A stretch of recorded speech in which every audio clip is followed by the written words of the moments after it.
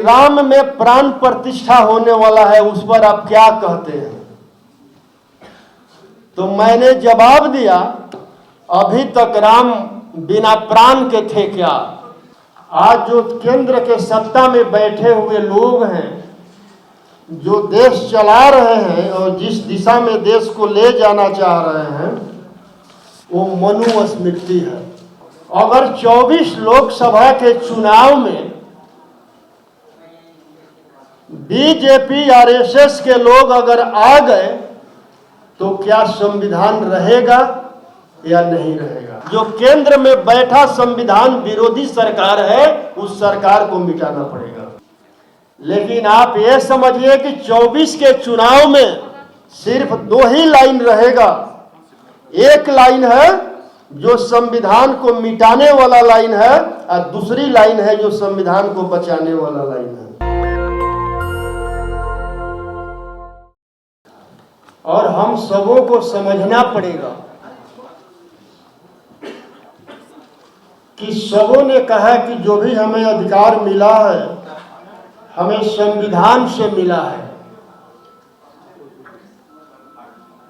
और आज जो हम बैठकर ये सभा कर रहे हैं, ये भी हमें संविधान ने ही अधिकार दिया है। और अगर संविधान ही न रहे तो क्या होगा? जो देश की स्थिति परिस्थिति जो चल रहा है, लगभग जो है, आज जो केंद्र के सत्ता में बैठे हुए लोग हैं, जो देश चला रहे हैं और जिस दिशा में देश को ले जाना चाह रहे हैं, वो मनुस्मृति है। और उस मनुस्मृति में महिलाओं और शूद्रों को शिक्षा प्राप्त करने का अधिकार नहीं है।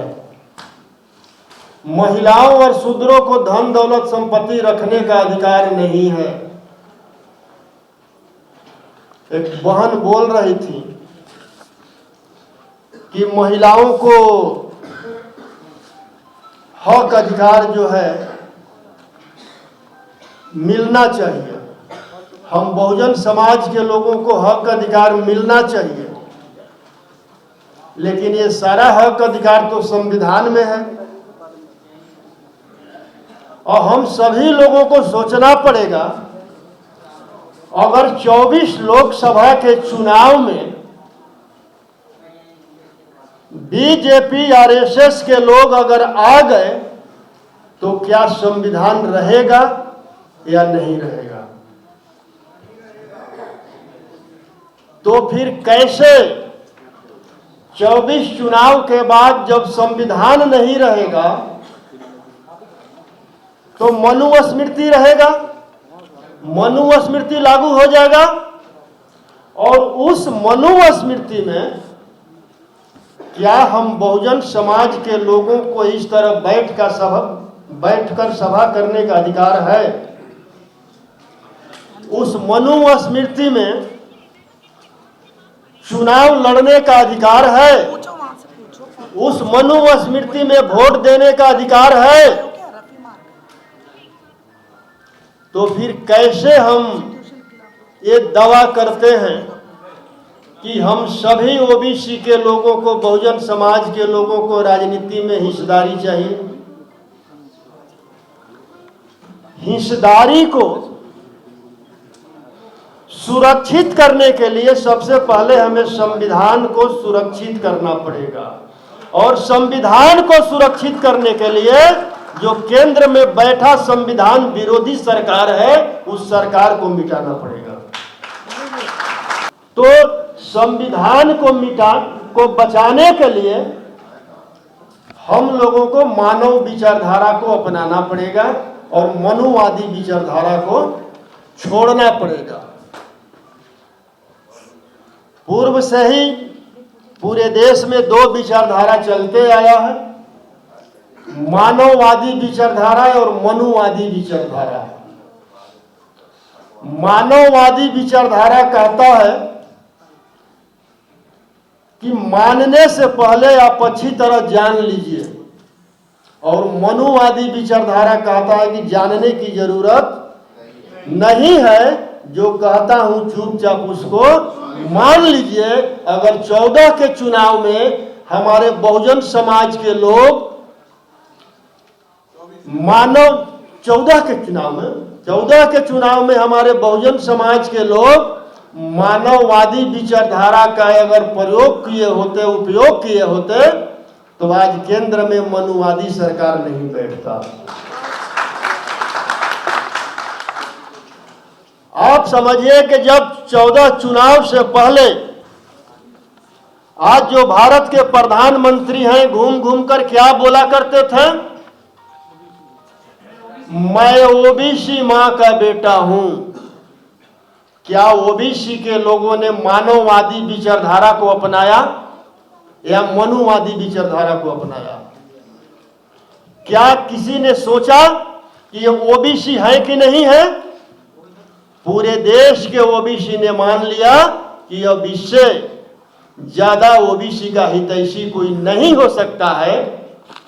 लेकिन ये जो हमारे पूर्वजों ने जिस रास्ते पर चलने को कहा है, उस पर हमने विचार नहीं किया कि अगर ये ओबीसी है तो जो 90 में हमें मंडल आयोग के तहत जो आरक्षण ओबीसी को मिला था, उस मंडल आयोग के विरोध में जो कमंडल चला था उसका संयोजक कौन था?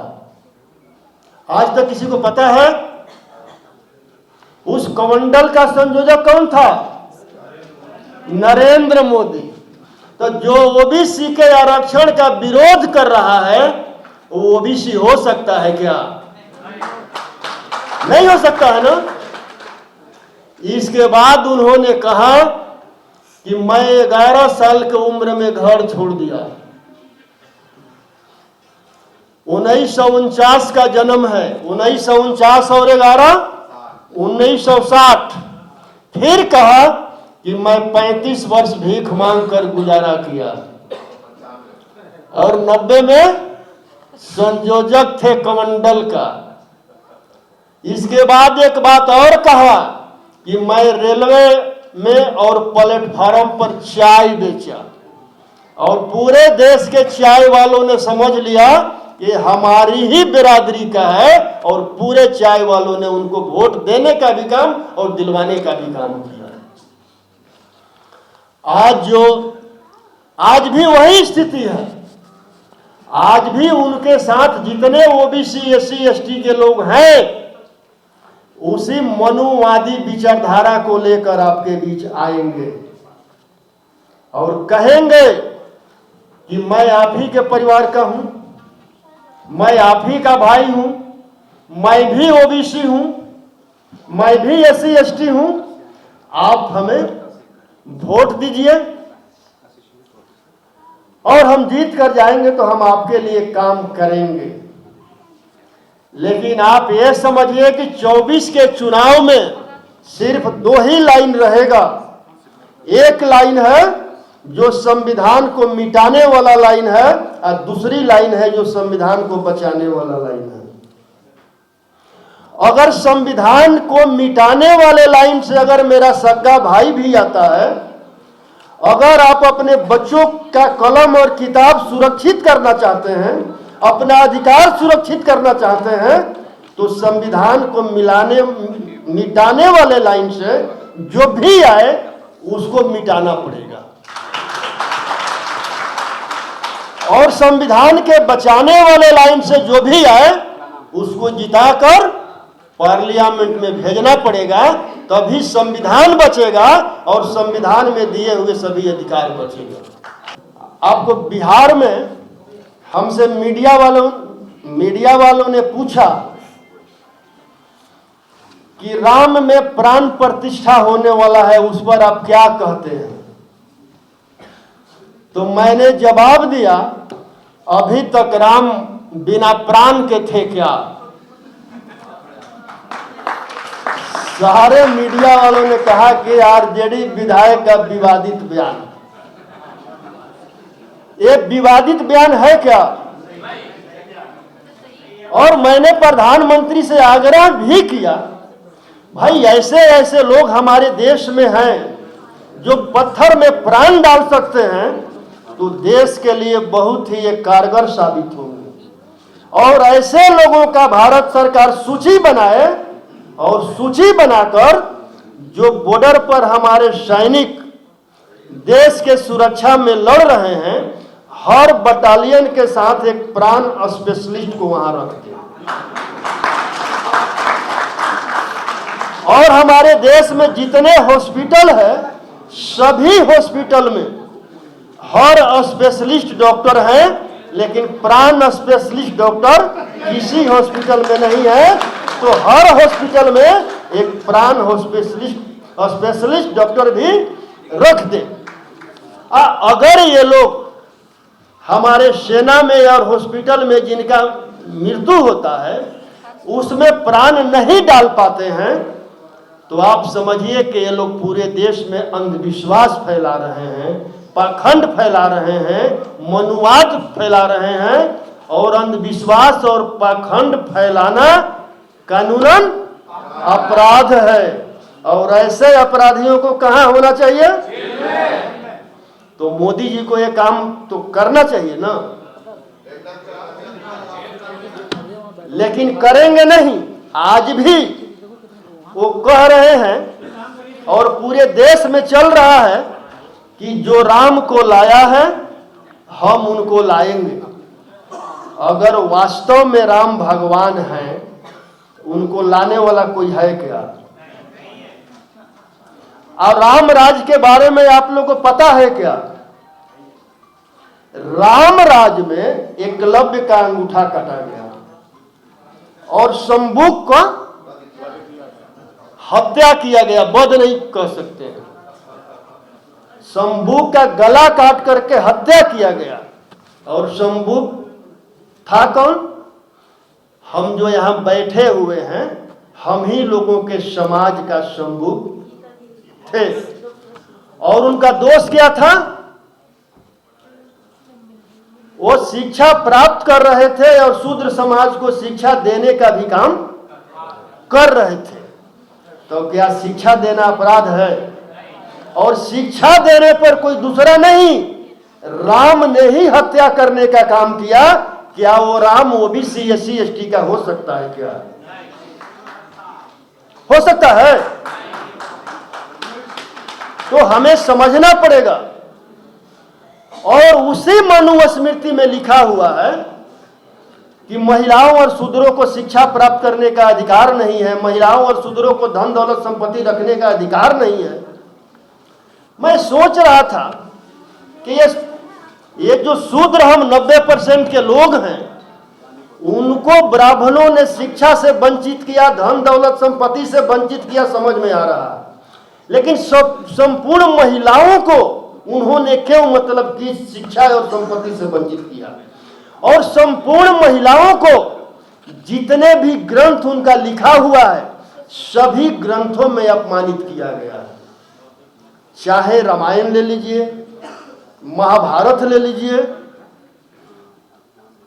यानी जितनी भी ग्रंथ है। और मनुस्मृति में तो इतनी अपमानित किया गया है, एक नारी कभी स्वतंत्र नहीं हो सकती है। जन्म के बाद पिता के अधीन, पिता के मरने के बाद भाई के अधीन, शादी हो गया तो पति के अधीन, पति मर गया तो पुत्र के अधीन। महिला को कभी स्वतंत्र नहीं रखना है।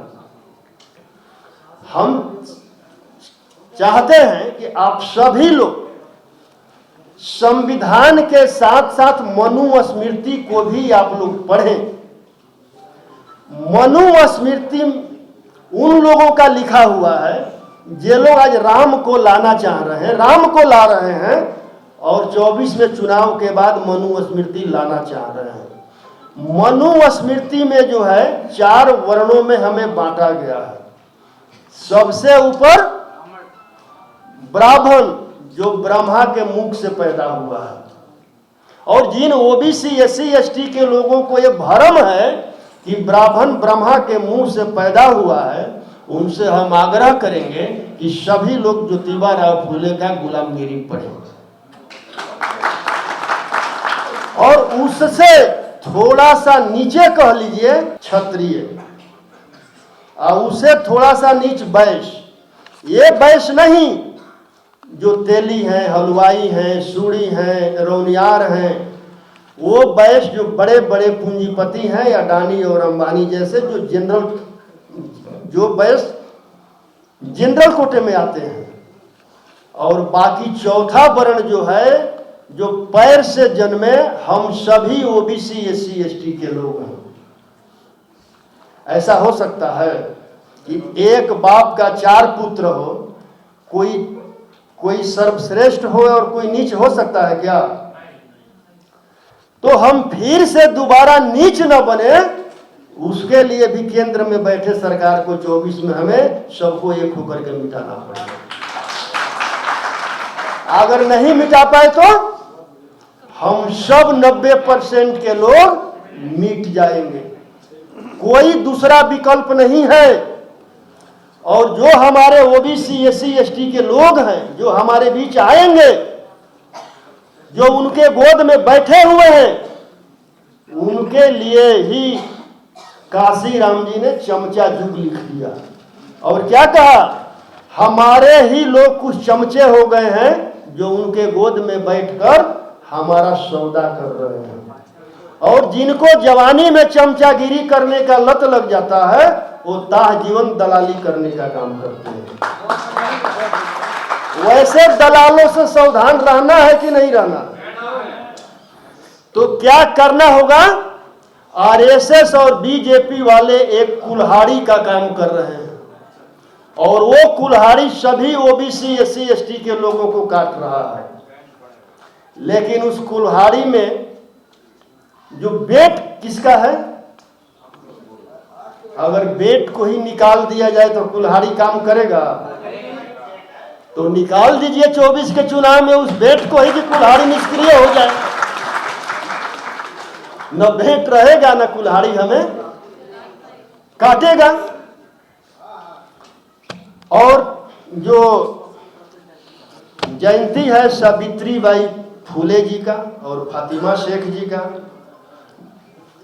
अवंती बाई लोधी जी का, तो शिक्षा के क्षेत्र में मैं भी जो है 7 जनवरी को सावित्री बाई फूले का मैं डेहरी ओन सोन में जयंती मनाया था। उसमें लगभग 25-30 हजार लोग आए थे और महिला और पुरुष का बराबर हिस्सेदारी था। क्योंकि मैंने सबको आग्रह किया था कि जो भी आए अपनी पत्नी को लेकर आएंगे, क्योंकि जब तक महिला में बदलाव नहीं होगा, सामाजिक बदलाव संभव नहीं है। और उस कार्यक्रम के बाद हमारे यहाँ जितना शिव चर्चा वगैरह हो रहा था, सारी महिलाओं ने ढोलक झाल सब ला करके फेंक दी और उन्होंने शपथ लिया कि हमें मंदिर नहीं चाहिए, हमें विद्यालय चाहिए। और मैंने जब पटना में होर्डिंग लगवाया कि स्कूल का मतलब, मंदिर का मतलब मानसिक गुलामी का मार्ग, स्कूल का मतलब जीवन में प्रकाश का मार्ग। जब मंदिर का घंटी बजता है तो हमें संदेश देता है कि हम अंधविश्वास, मूर्खता एवं पखंडता की ओर बढ़ रहे हैं। और जब विद्यालय का घंटी बजता है तो हमें संदेश मिलता है कि हम तर्कपूर्ण ज्ञान, वैज्ञानिकता और जीवन में प्रकाश की ओर बढ़ रहे हैं। अब तय करना है कि आपको किस ओर जाना है। तो आप लोगों ने पूरे अपने घर में टीवी अगर आप लोग देखे होंगे, इस जो सावित्री बाई फूले के स्लोगन पर पूरा देश में गोदी मीडिया ने उसको बवाल किया था। तो हम आप लोगों से आखिरी बार आग्रह करता हूं, क्योंकि बार बार हमें कहा जा रहा है कि अपने बात को समाप्त करिए कि बस यहाँ से सभी लोग शपथ लेकर जाएं कि हमें 24 के आने वाला लोकसभा चुनाव में जो भी संविधान के विपक्ष में खड़ा हो उसे हमको समाप्त करना है, और जो संविधान के बचाने वाले लाइन में खड़े हों उनको जिताकर पार्लियामेंट भेजना है। तभी हम अपने अधिकार और हक का और शिक्षा का जो है उसको हम बचा पाएंगे। नहीं तो अभी जो है एक बोल रही थी जो पाल समाज की जो बेटी थी, बहुत अच्छा बात बोल रही थी, आईएएस बनना चाहिए, आईपीएस बनना चाहिए, लेकिन करेंगे क्या?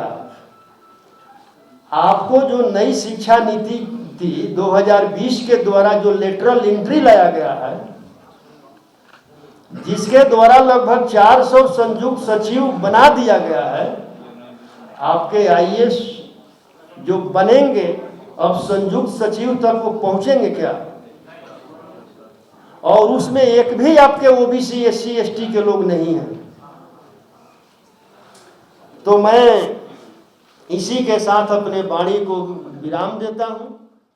नेशनल दस्तक की आपसे गुजारिश है कि अगर इसको बचाना चाहते हैं तो नेशनल दस्तक को सब्सक्राइब करने के लिए रेड कलर के सब्सक्राइब बटन को दबाएं, फिर बेल आइकन की घंटी दबाएं। नेशनल दस्तक को बचाने के लिए बहुत जरूरी है कि हर खबर को शेयर करें, लाइक करें, कमेंट जरूर करें।